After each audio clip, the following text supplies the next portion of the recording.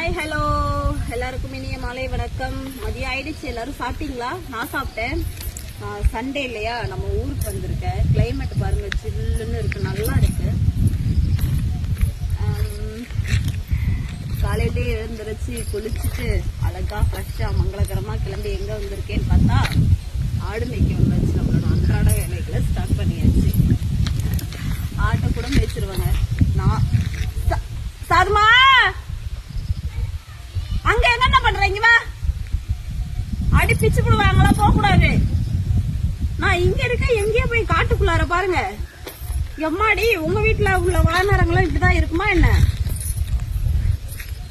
ஏ சாமி, நிஜமா சீரியஸ்லி நான் பெத்த ஆட்டை கூட மேய்ச்சிருவாங்க. என்ன பார்த்து ஆடு கொடுத்தாக்கா நான் பெத்த உருப்படியே என்னால நிஜமா மேய்க்க முடியல. ரொம்ப கஷ்டமா இருக்கு.